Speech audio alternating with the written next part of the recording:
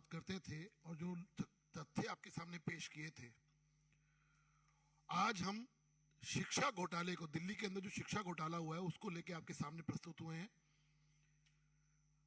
आपको संबोधित करने के लिए हमारे राष्ट्रीय प्रवक्ता गौरव भाटिया जी मौजूद हैं, दिल्ली प्रदेश के अध्यक्ष आदरणीय आदेश गुप्ता जी मौजूद हैं। अब मैं निवेदन करूंगा आदरणीय गौरव भाटिया जी से आप सबको संबोधित करें और जो शिक्षा घोटाला का है वो आपके सामने उजागर करें। गौरव जी।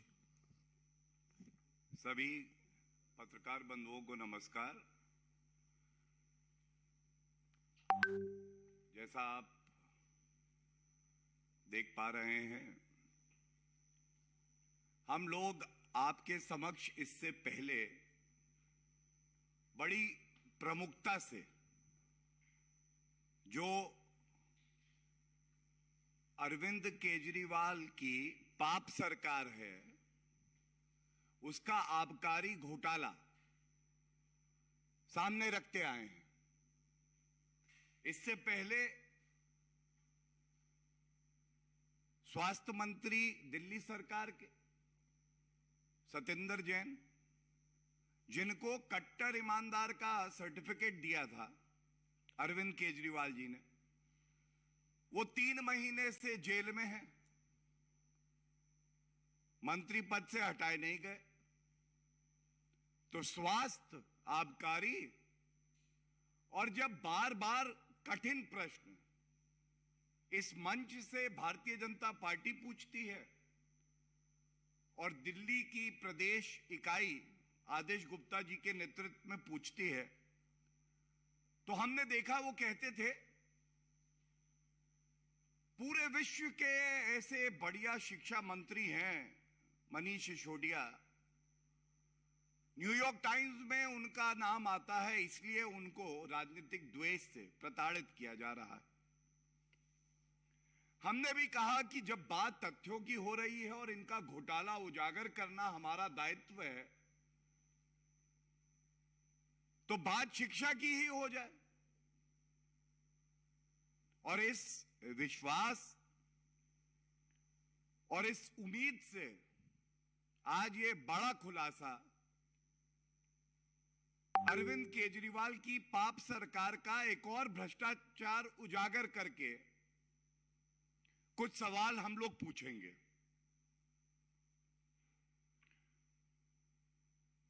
बहुत भारी मन से एक बात कहेंगे, 1 रुपए का घोटाला भी हो तो वो भ्रष्टाचार स्वीकार नहीं किया जा सकता। और स्वास्थ्य और आबकारी नीति के बाद जब आप नहीं एक पाप सरकार हमारे दिल्ली के बच्चों के भविष्य के साथ खेलने लगे, तो ये अपने आप में एक प्रमाण है कि किस तरह से आम आदमी पार्टी की सरकार में नैतिकता का दम घुट रहा है, गला घोट दिया गया है। ये जो घोटाला आपके समक्ष रख रहे हैं, इसमें यह बताना बड़ा जरूरी है, 25 जुलाई 2019 को एक कंप्लेंट सीवीसी को आती है और इस कंप्लेंट में ऐसे तथ्य आते हैं कि कोई भी व्यक्ति चिंतित भी होगा और सोचने के लिए मजबूर हो जाएगा कि हमारे दिल्ली के बच्चों के भविष्य के साथ ये पापी अरविंद केजरीवाल का शिक्षा मॉडल क्या है। तो मैं आपको बता दूं,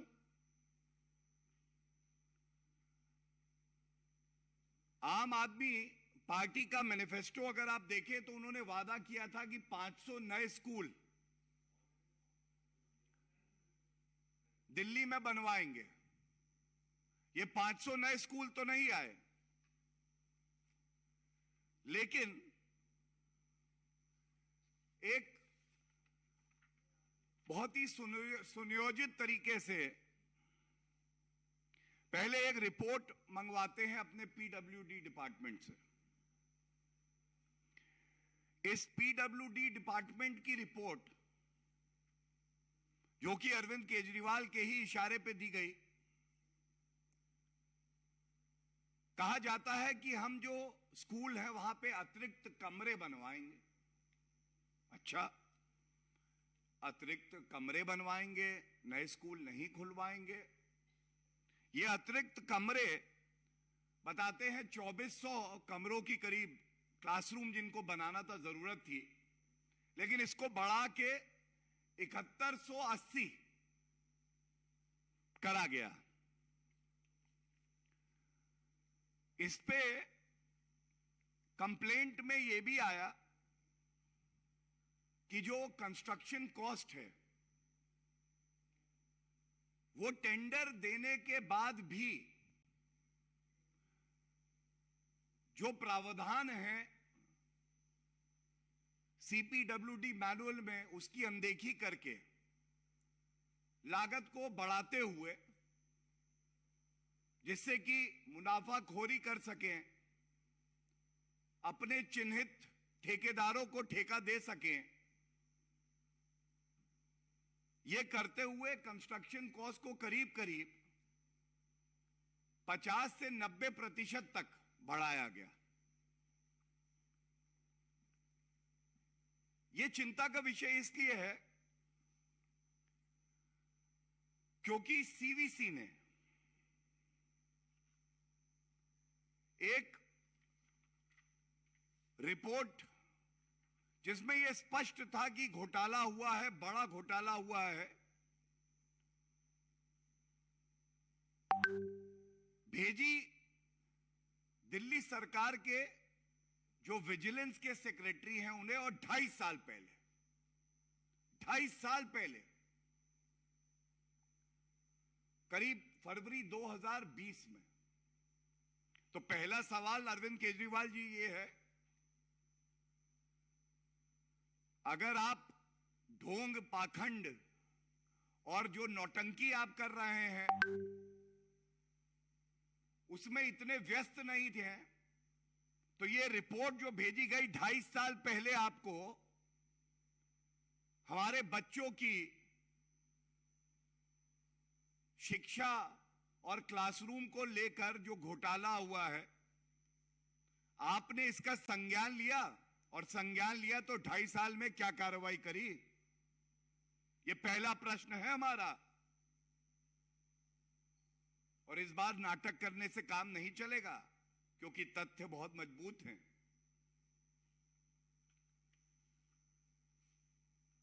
सीवीसी की जो विवेचना करी उसने, और जो तथ्य सामने आए, मैं आपके समक्ष रख के कुछ और सवाल पूछूंगा। सबसे पहले, जो टेंडर की वैल्यू थी उसको बढ़ाते हुए जहां 90% तक कई जगह बढ़ा दिया गया, और यह धांधलेबाजी की ऐसी गई कि स्पेसिफिकेशंस में जनरल बातें लिखते हुए कहा गया कि इस वजह से हम कॉस्ट बढ़ा रहे हैं। अनुमान है, क्योंकि अरविंद केजरीवाल जी जब बताओ कि यह घोटाला हुआ है तो कहते हैं कि आप पहले ही विवेचना के ये बताइए घोटाला कितना बड़ा है। 100-200 करोड़ रुपए तो अगर मैं निगल जाऊं तो मैं इसको घोटाला मानता ही नहीं हूं। वो विवेचना का इंतजार नहीं करते हैं। लेकिन इस रिपोर्ट के तहत 326 करोड़ रुपए कॉस्ट एस्केलेशन हुआ, 326 करोड़ रुपए। ये जो टेंडर का अमाउंट है उससे करीब 53% ज्यादा था। अब आप सब जानते हैं कि टेंडर जब आता है और अगर आप उसको बदलना चाहते हैं और सार्वजनिक रूप से हर ठेकेदार, हर व्यक्ति सरकार द्वारा जो टेंडर पेश किया गया है उसमें सम्मिलित हो सके, तो अगर आप कोई बदलाव लाएंगे तो वो भी पब्लिक डोमेन में आएगा। लेकिन ऐसा अरविंद केजरीवाल जी की सरकार नहीं करती है। इस रिपोर्ट में यह भी तथ्य आया है, ये जो बढ़ी हुई लागत थी, इसमें बनने थे 6133 क्लासरूम, लेकिन बनाए गए 4027। अब आप देखें, करीब 33%, 1/3 तो हवाई हो गए, गायब हो गए। हर क्लासरूम बनने का एक बजट था, यह बजट बढ़ाया, वो भी इरेगुलर तरीके से। CPWD मैनुअल में जो कानून है, जो गाइडलाइंस है, उसकी अनदेखी करी, और जब बढ़ा दिया तो भी 6133 क्लासरूम की बजाय केवल 4027 बने। अरविंद केजरीवाल जी, ये कृपया करके बताइए, ऐसा फिर से प्रतीत होता है कि ये 33% क्लासरूम जो कम बने बढ़ी हुई लागत पे, ये भी घूम के काला धन आप ही की तिजोरी में आया है। क्या हमारे तथ्य गलत हैं? ये सवाल पूछने का हक तो दिल्ली की जनता को है ना। इसमें फिर अगली बात जो आती है, देखिए, घोटाला करने में अगर कोई एक्सपर्ट हो गया है, जो सुबह शाम रात दिन सोच रहा है कि कैसे घोटाला करके धन अर्जित करूं, तो वो अरविंद केजरीवाल और मनीष सिसोदिया है, क्योंकि ये जो विभाग है, मंत्रालय है, ये उन्हीं के पास है। जरूरत थी अतिरिक्त शौचालय जो हैं स्कूल में 160 की, बनाते कितने हैं? रिपोर्ट के हिसाब से कहते हैं 1214 की जरूरत है। कहां 160, कहां 1214। और सबसे दुखद मैं समझता हूं, इतनी पीड़ा है इस बात को जानकर, ये जो क्लासरूम गिन रहे हैं, इसमें टॉयलेट जो बनाए बच्चों के, उसको क्लासरूम में गिन लिया है। खबरदार अरविंद केजरीवाल जी, इस देश के बच्चे, दिल्ली के बच्चे, उनके भविष्य से आप खिलवाड़ मत करिए। और टॉयलेट में बैठकर हमारे बच्चे विद्या अर्जित नहीं करेंगे। उनके लिए क्लासरूम होने चाहिए, सहूलियत होनी चाहिए। टैक्स पेयर का रुपया है, ये टैक्स पेयर आज आपसे पूछता है, क्या ये सत्य है या नहीं है कि आपने टॉयलेट्स को क्लासरूम में गिनती करवा दी क्योंकि आपको घोटाला करना था। जितने अतिरिक्त क्लासरूम का नंबर बढ़ेगा, उतना रुपया अंदर आएगा। यह अरविंद केजरीवाल का मूल सिद्धांत था।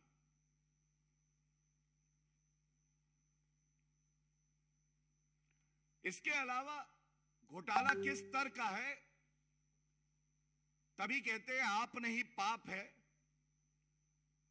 जिस विभाग की बात करोगे भ्रष्टाचार मिलेगा। इन्होंने कहा कि रेन वाटर हार्वेस्टिंग सिस्टम होना चाहिए स्कूल में, और 29 रेन वाटर हार्वेस्टिंग सिस्टम हम बनाएंगे। इसके लिए इन्होंने अनुदान लिया। जब इंस्पेक्शन हुआ है, कहां 29 और मिले कितने? 2। 29 रेन वाटर हार्वेस्टिंग सिस्टम का अनुदान हुआ, रुपया खर्च किया, और जब इंस्पेक्शन हुआ, सीवीसी रिपोर्ट बिल्कुल स्पष्ट कहती है कि जमीन पर केवल 2 थे। आपकी नियत में इतना खोट, इतना भ्रष्टाचार आपके अंदर, आपके डीएनए में भ्रष्टाचार बह रहा है अरविंद केजरीवाल जी। ये जो तथ्य हम बता रहे हैं, अगर हिम्मत हो, विधानसभा का सत्र चल रहा है, विधानसभा के पटल पर आप ये जो हम सवाल उठा रहे हैं इसका उत्तर दे दीजिए। अगला तथ्य और चिंतित कर देगा। जो सैंक्शन्ड अमाउंट था इन सभी प्रोजेक्ट का, यह करीब 990 करोड़ था, टू बी प्रिसाइज 989.26 करोड़। जो अवार्ड वैल्यू थी सारे टेंडर्स की, ये 860 करोड़। लेकिन खर्चा कितना हुआ? 1315 करोड़। अगर 860 करोड़ के टेंडर आपने दिए तो ये 1315 खर्च कैसे हुआ? क्या जनता हिसाब नहीं लेगी 450 करोड़ ये जो अतिरिक्त है उसका? और एक बड़ी बात मैं आपके समक्ष रख दूं कि ये घोटाला किस तरह का है। जब भी कोई सरकारी काम होता है तो गाइडलाइंस है, सीपीडब्ल्यूडी मैनुअल, जीएफआर और सीवीसी गाइडलाइंस है कि सरकारी ठेका जो है वो टेंडर से ही होगा, पब्लिक डोमेन में उसका आना जरूरी है। और जो बात अब मैं आपसे कहने जा रहा हूं, सवाल ठोक के जो पूछूंगा, कोई नया टेंडर नहीं निकाला गया अरविंद केजरीवाल जी आपके द्वारा, आपकी सरकार के द्वारा। तो ये टेंडर आपने क्यों नहीं निकाला? ये इसलिए नहीं निकाला क्योंकि कुछ ठेकेदार जो कि अरविंद केजरीवाल के बड़े घनिष्ठ हैं, जिनसे घूम के अरविंद केजरीवाल की तिजोरी भरनी थी, अगर सार्वजनिक रूप पे टेंडर निकालते तो हो सकता है कि कम लागत पर, कम कीमत पर कोई और व्यक्ति अच्छी क्वालिटी के क्लासरूम बना देता,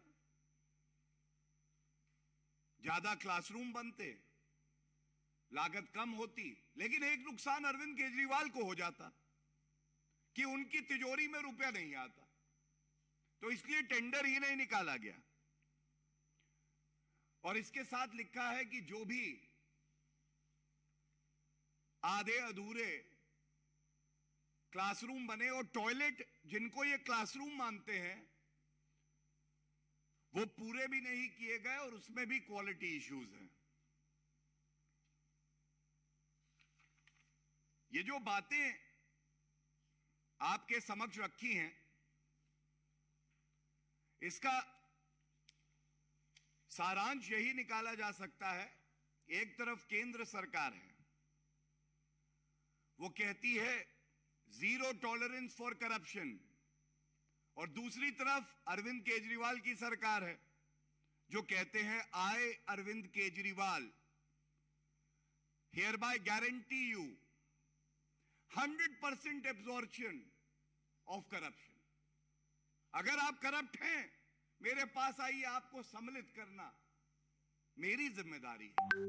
बच्चों का भविष्य मेरे लिए चिंता और प्राथमिकता नहीं है। बच्चों का क्या है, मैं उनको टॉयलेट में बैठा दूंगा, टेबल देने की आवश्यकता नहीं है, मेरे को अपनी तिजोरी भरनी है। और इसीलिए जनता आज कह रही है ऐसा कोई सगा नहीं जिसे अरविंद केजरीवाल ने ठगा नहीं। सिर्फ छोड़ दीजिए तो ठेकेदारों को, उनसे बड़ी घनिष्ठता है, उनसे इनकी बड़ी मित्रता है। और आजकल जब सवाल पूछो तो नाटक अच्छा करते हैं। ना उनको, ना मनीष सिसोदिया को, ना उनके प्रवक्ताओं को यह पता है कि कितने क्लासरूम बने। और आबकारी घोटाला जब उजागर कर रहे थे तो हर कोई अलग अलग आंकड़ा बताता था, कहता था इतने ही दुकानें हैं। अरविंद केजरीवाल जी खुद दिन जैसे बदलता था आंकड़ा बदल देते थे। तो क्योंकि पारदर्शिता से प्रेरित नहीं है, नाटक से प्रेरित हैं, तो मैं इतना ही कहूंगा,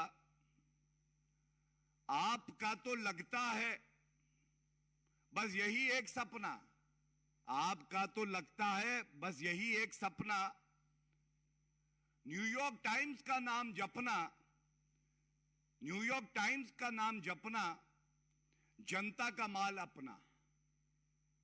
ये है अरविंद केजरीवाल जी। और अरविंद केजरीवाल जी, सारांश जो आज की प्रेस वार्ता है उसका इतना ही है कि 2.5 साल में विजिलेंस डिपार्टमेंट को जो सीवीसी की रिपोर्ट आई उस पर आपने क्या कार्रवाई करी है, हमें प्लीज बताइए। यह प्रश्न नंबर 1 है। दूसरा, एक सरकारी कार्य होना था, आपने इसका टेंडर क्यों नहीं निकाला? जो अतिरिक्त क्लासरूम्स बनने थे, Y no tender was called for, Mr. Arvind Kejriwal? Are you not accountable to the people of Delhi? Are you not answerable? And we take a pledge from this platform. The Bharatiya Janata Party will expose you, if the need be, every day, till the time you and your party and your corrupt ministers are punished under the law of the land. You will not be spared. तीसरा, ये जो 500 करोड़ करीब करीब cost escalation बता रहे हैं, report में भी आया है, ये भी आपने विदाउट टेंडर करी है। इसमें जो प्रोसीजरल इरेगुलरिटीज है, सीपीडब्ल्यूडी मैनुअल का पालन नहीं किया, सीवीसी कि जो गाइडलाइंस है उसका पालन नहीं किया, इसमें आपको क्या कहना है? चौथा और बड़ा अहम प्रश्न अरविंद केजरीवाल जी ये है कि क्या आपने टॉयलेट्स को क्लासरूम में गिनती करवा के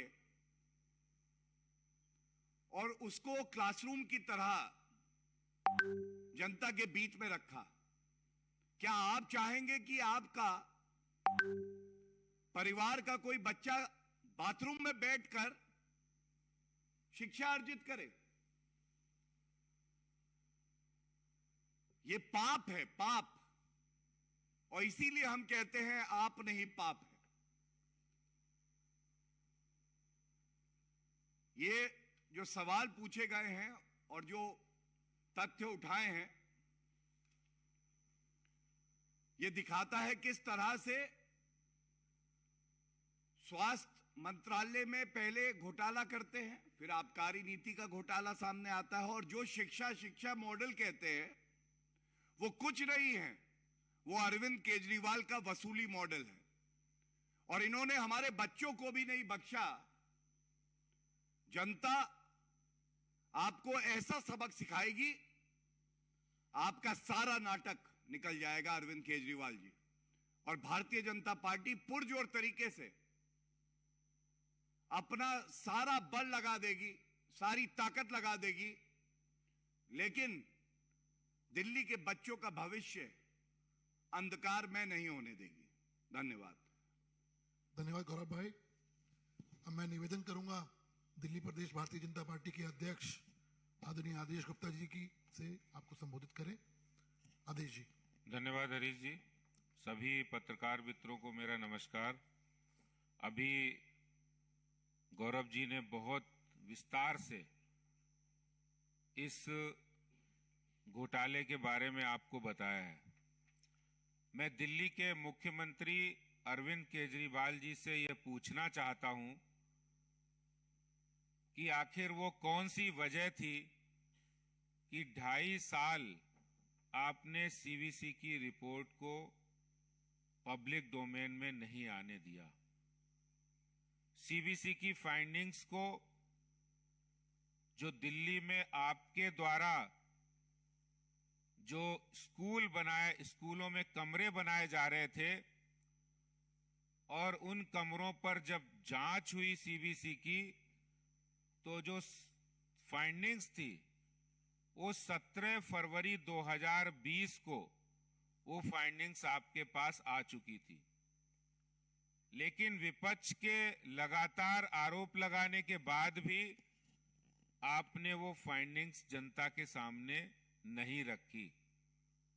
यह एक गंभीर मामला है, और गंभीर मामला इसलिए भी है कि आप स्वराज की बात करते करते शराब तक पहुंच गए।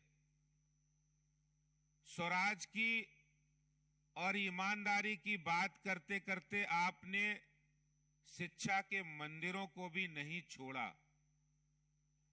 आम आदमी पार्टी के भ्रष्टाचार के आगोश में स्कूल विद्यालय भी नहीं बच पाए, और इसका सबसे प्रत्यक्ष उदाहरण कमरों में बनाए जा रहे,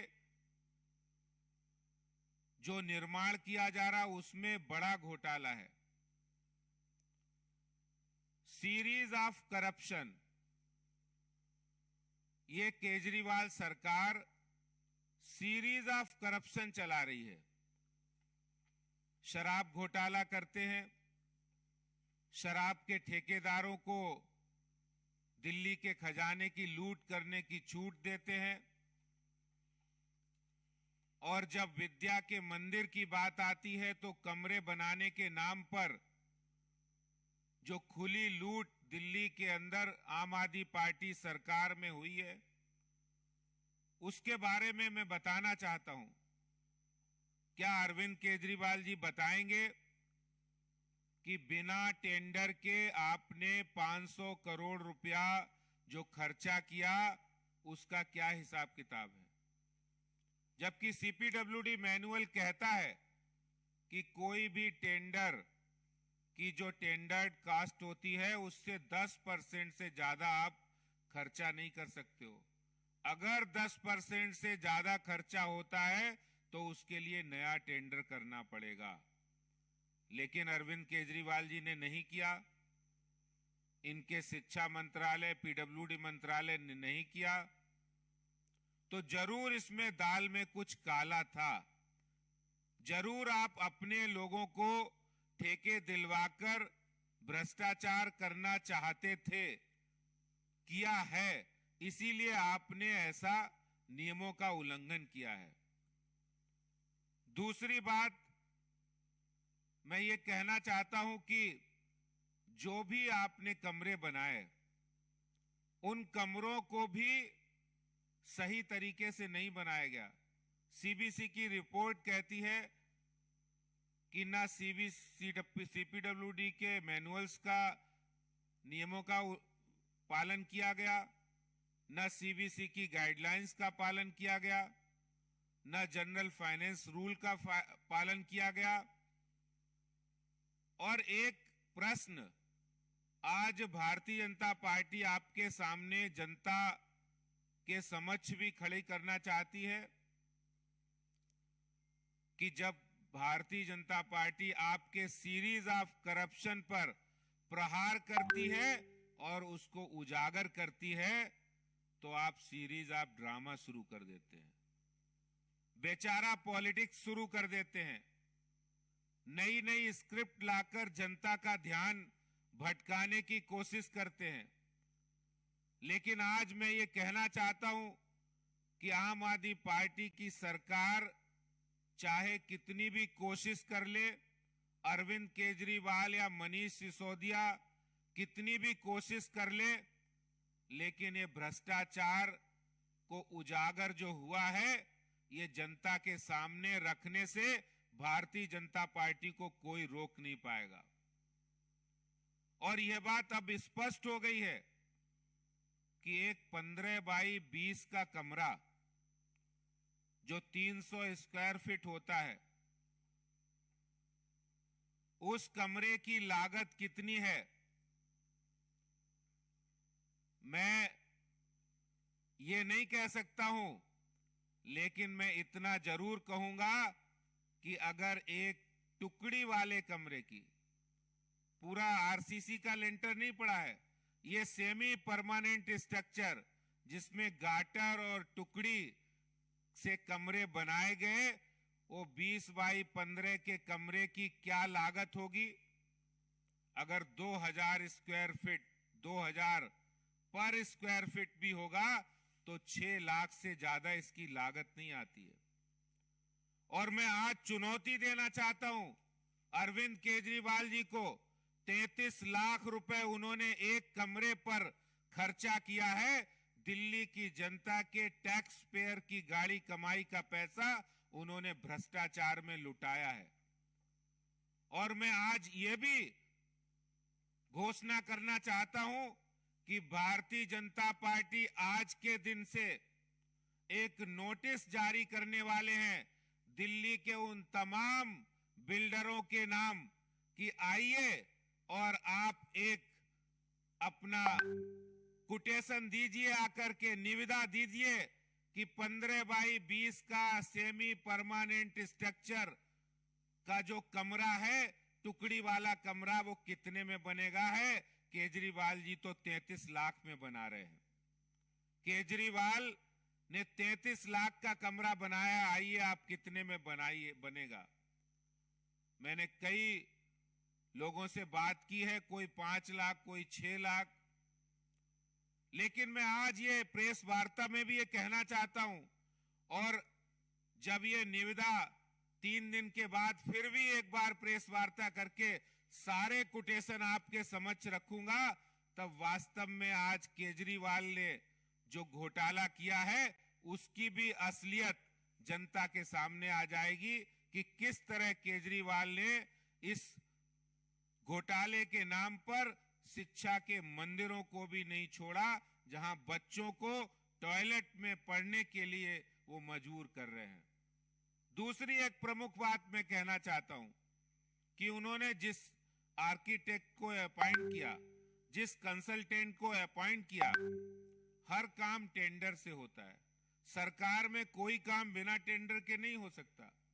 उन्होंने मनमाने ढंग से एक ऐसे आर्किटेक्ट, एक ऐसे कंसल्टेंट जो दिल्ली के मुख्यमंत्री केजरीवाल के नजदीकी मंत्री सत्येंद्र जैन जो जेल में है, उनके नजदीकी बब्बर एंड बब्बर को इसमें बिना टेंडर के उन्होंने कंसल्टेंट अपॉइंट किया है। इस पूरे मामले की भी जांच होनी चाहिए। और जांच की फाइंडिंग में पाया गया है कि बब्बर एंड बब्बर एसोसिएट को भी बिना टेंडर के दिल्ली सरकार ने अपॉइंट किया। ये एक गंभीर भ्रष्टाचार का मामला है। अरविंद केजरीवाल भारतीय जनता पार्टी के प्रश्नों का जवाब दें और भारतीय जनता पार्टी अरविंद केजरीवाल के भ्रष्टाचार को लगातार जनता के बीच में हम उजागर करते रहेंगे। बहुत बहुत धन्यवाद। धन्यवाद अजीत जी। अब किसी का कोई प्रश्न हो तो जी अंकित।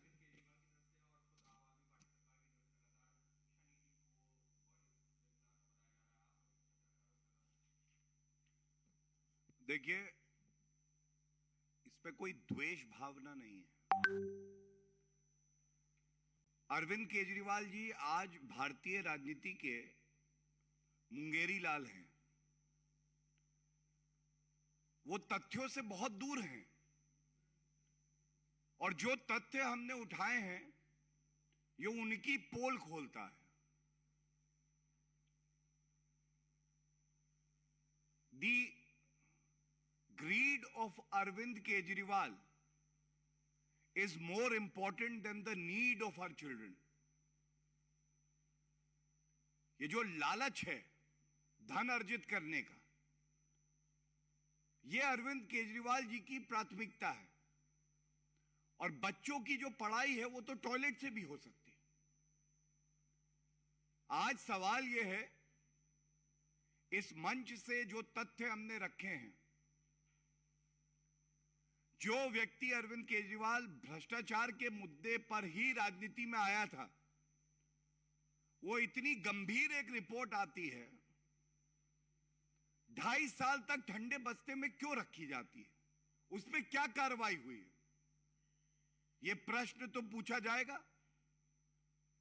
और अगर इस पे कोई कार्रवाई नहीं होती है तो इस निष्कर्ष पे आना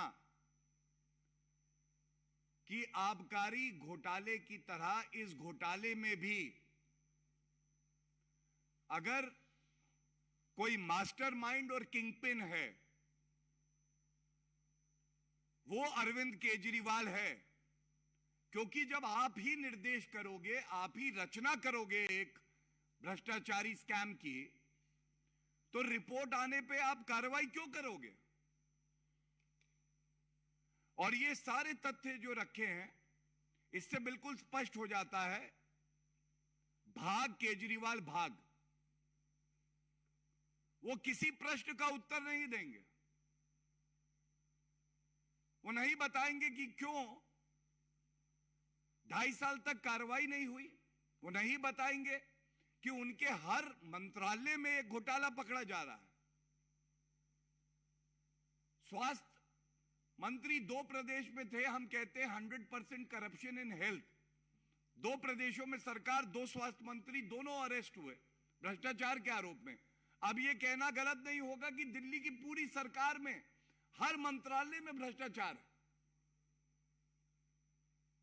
जिस जिस मंत्रालय का तथ्य हम रखेंगे तो वो इधर उधर की बात करने लगेंगे। टिम्बकटू टाइम्स में अभी लेख छपवा देंगे रुपया खर्च करके जनता का। सवाल यह है, अगर हमारे सवाल तथ्यों पे गलत है तो आप में यह मादा होना चाहिए। अरविंद केजरीवाल जी, बाहर निकल के कहिए ये तथ्य गलत है, ये रिपोर्ट मुझे मिली, मैंने ये कार्रवाई करी, और विराम लगा दीजिए इन सभी प्रश्नों को जो हम पूछ रहे हैं। जी झा साहब।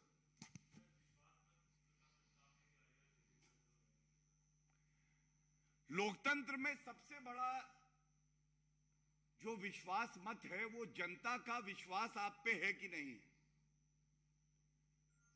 और जो बड़े मुद्दे हम उठा रहे हैं,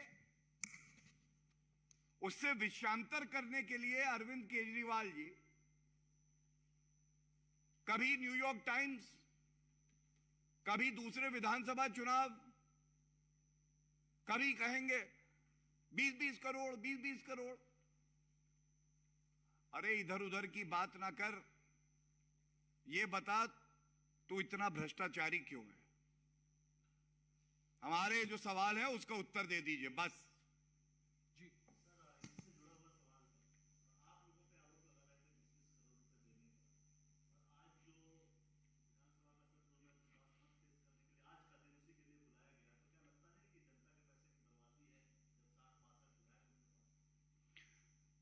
देखिए, इतनी चिंता अगर अरविंद केजरीवाल जी को जनता की होती